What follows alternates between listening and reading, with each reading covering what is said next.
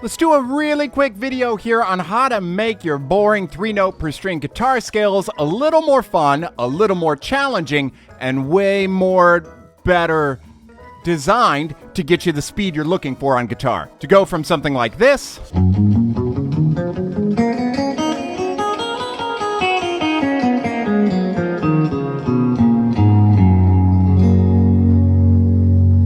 to something a bit more challenging like this.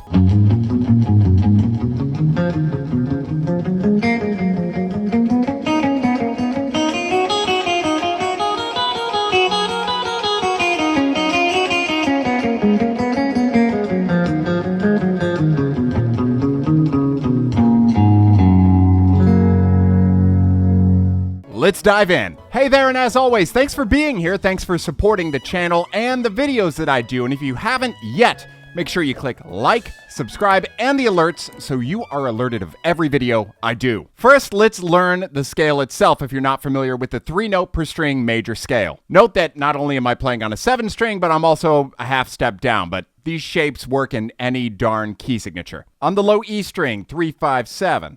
On the A string, 3-5-7. On the D, 4-5-7.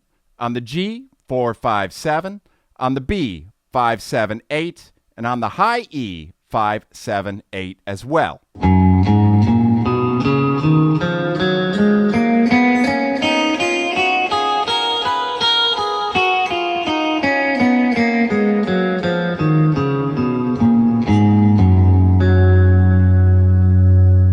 Now, there are, of course, a few different ways I recommend practicing that to warm up and gain speed, but one of my favorite exercises is this process of adding additional notes higher and then reversing that in the same process. So we're going to learn this pattern with just 2 strings and then apply it to the rest of the strings on the neck of the guitar. We start at the exact same, the low E string, 3-5-7.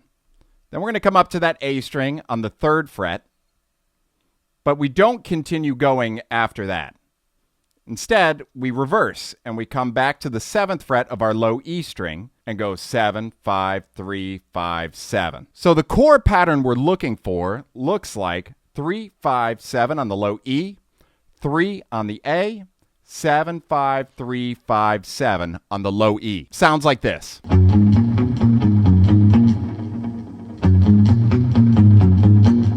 From there, as long as we know all of our notes in that scale, remember 3-5-7, 3-5-7, 4-5-7, 4-5-7, 5-7-8, 5-7-8, we start to do this same concept in pairs of strings. So we just did the E and the A string. Now we restart it starting on the A string. 3-5-7 on the A, 4 on the D string, and then back to that A string, 7, 5, 3, 5, 7. That sounds like this.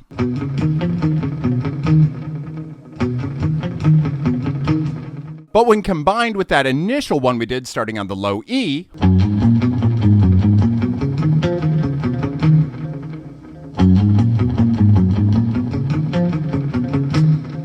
and all we're going to do is piece that concept together with the pairing of strings. The next one will start on the D string, the next on the G, the next on the B. And we continue with that idea of starting the scale, hitting that next note on the following string and coming backward to the previous string and then reascending. When we make it to the top, when we make it to the high E, we're going to continue this idea, but we're going to do it a little differently because I want you to descend with different notes in the scale. As an example, if we're on that high E and we're going 8, 7, 5, I want you to come back to the 8th fret on the B string and then continue back on that high E by going 5, 7, 8, 7, 5. And then the same idea continues. We just think of those pairs just in reverse order like that with those notes that we know work in the major scale, and we descend. So I'll play through it really slowly here for you, and I'll put up some tablature as well so that you could follow through as to what exactly is happening.